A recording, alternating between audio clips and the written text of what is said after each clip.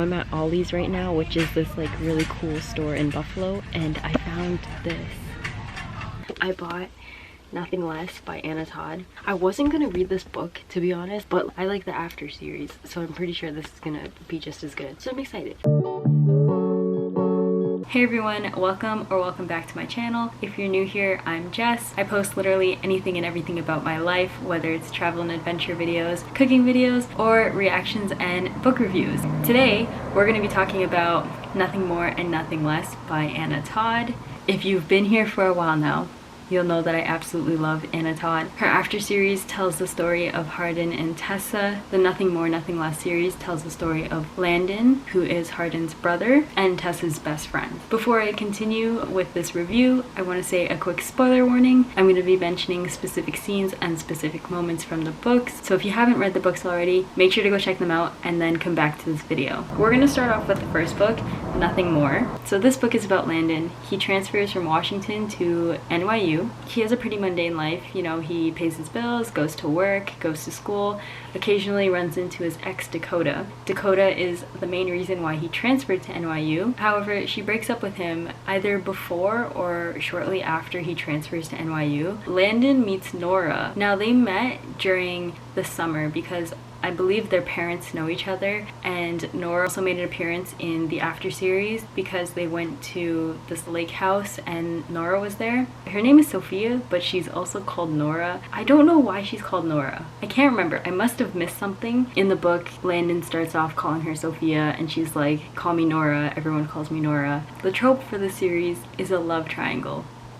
Love triangles are my least favorite tropes.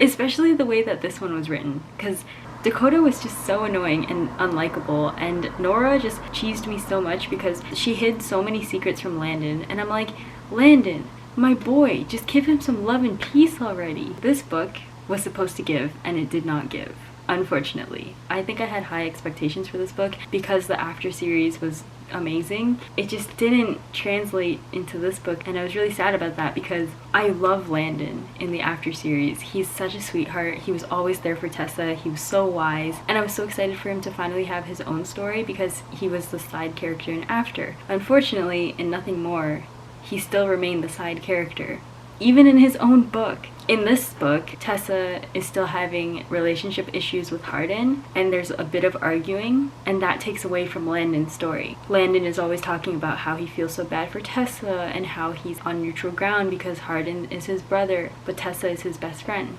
I felt like Anna was trying to write these characters as quirky, but it just didn't fit, or it was so quirky that I just couldn't enjoy it. There were so many Harry Potter references in this book. Harry Potter, Draco, like, we get it. Landon loves Harry Potter, okay? But move on.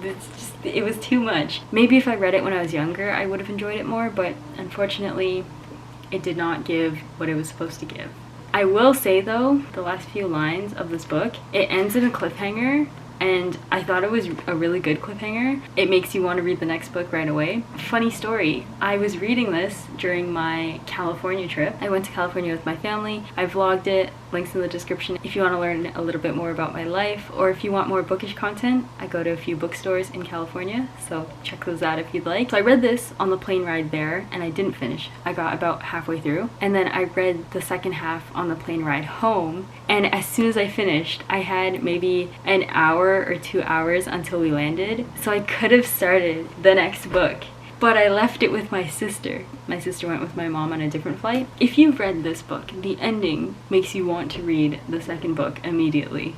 I ended up reading it on a road trip. My family and I went to Montreal. Vlogs to that in the description if you want to know more about my life or bookish content, because I go to the bookstore in Montreal. Make sure to check it out. Link in the description. I will say, this book was a lot better. I have a lot more notes in this book. I love the prologue. It says, the not too distant future, ... And it's so cute. It was adorable. It was really well written and I loved it. And I really loved the scene when Nora and Landon were talking. Nora's eating the cake and then Landon sees that there's icing on her mouth. I wish we were in a romantic comedy movie so I could reach over and wipe it off with my finger. She would get all mushy and butterflies would swarm in both our stomachs and she would lean into me. But he doesn't do that because he's not in a movie. This is real life. He just tells her, you have icing on your lips. She says, "You're not going to wipe it off for me? It's the perfect setup for a kiss in the movies." And then they act out what they would do next, and it is so cute. You would have butterflies in your stomach, the wild, hungry kind that make me feel like I'm going crazy. I would tell you that I missed a spot and lean over again. Your heart would be beating so fast that you could hear it. So fast that I could hear it. I would touch your cheek. And it's just so cute because it just like escalates. Oh, I loved this part. Landon feels a little lost in the relationship department and he calls Hardin. And I really love this part because Hardin is just such a troublemaker, but he's still there for Landon. And he's grown so much since the After series, and he actually respects Landon and is that stepbrother figure and is there for Landon. I really appreciate that growth for Hardin. One of my favorite scenes was when Landon follows Nora after her shift. She gets on a bus, he gets on the bus. They end up in Scarsdale, and he's like, "What are we doing in Scarsdale?" She feels like he's here, so he runs around a corner and he hides behind a sign, and then she says, "Landon, I can see your feet under the sign. What are you doing here?" And it was just so funny because he was so busted and it was hilarious. I'm just imagining Landon because he's such a dorky person, so the fact that he was trying to be all like a spy but then he totally got caught was just too funny to me.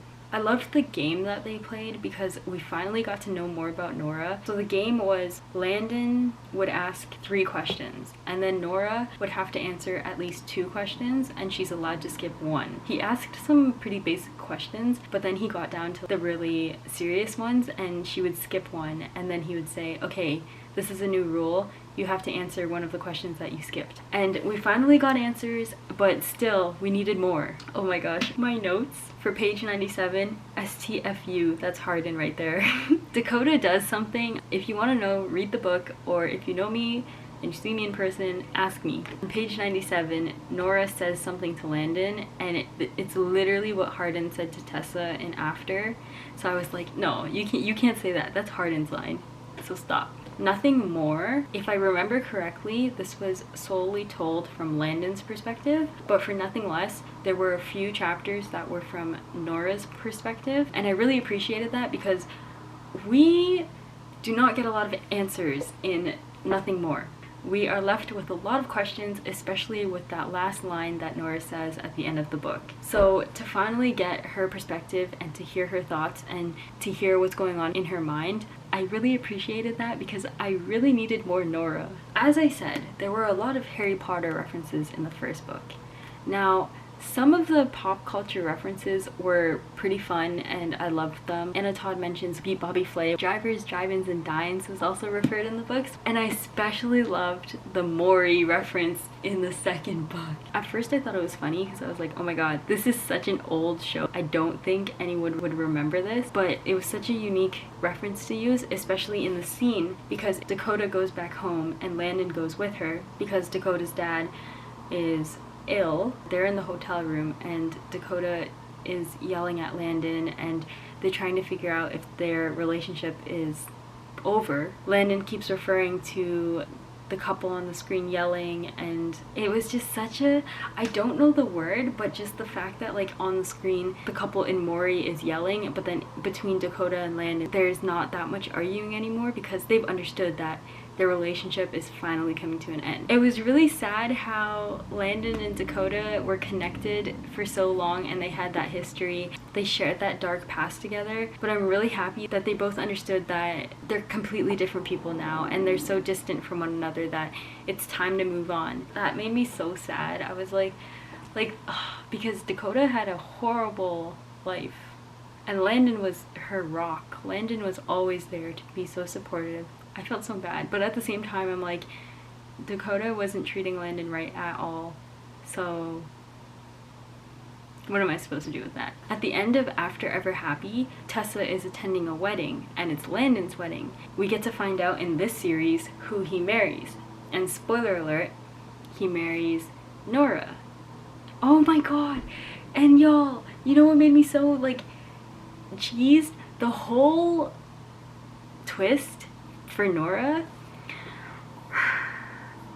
it was like, I don't even know what to say about it because I thought so many things. I was like, okay, is she dying? Like, is she, oh yeah, even Landon says this. Landon was like, is she a prostitute? Because she's so secretive, and like when he followed her to Scarsdale, she was waiting on the road for her driver to pick her up. There were so many things that could have happened. I won't spoil it, but in the end we finally find out why Nora has been keeping all these secrets. And part of me is like, you could have just talked about it. Like, why the miscommunication? That's a thing. Contemporary romance. I would label this contemporary romance. If there's miscommunication, I'm not a huge fan, because just talk it out. Like, why? Literally just explain yourself. You don't need to keep these secrets. I'm glad with how it ended. I'm glad my boy got his happy ending, because he deserved it. There are the after movies. They might be filming the Nothing More, Nothing Less series, but I'm not sure. But if they do, I'm totally gonna tune in, because I love the series, even though I would rate this book like a 3.5, and this book a 3.5, 4, just because, like I said, he was a side character in this book. He deserved more attention, and he got it in this book. But again, the miscommunication is what got me, and the secrets. Hiding stuff and not fully explaining yourself. And that's what kind of put me off with this book. One big thing that I was like, oh my gosh, I can't do this. These books are spicy.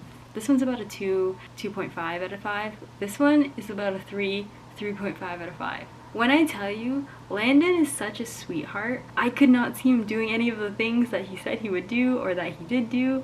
And then he did do them, and oh my gosh, I was like, bro, you're so innocent. I remember when I picked up, when I picked this book up in the store? This has been a journey for me, okay? This has been a journey for us, because if you've been here for a while, you will remember when I picked this book up. It was such a fun story, and I talk about this in my other video. I'm posting another book related video soon, but I love when books have a story before even reading them.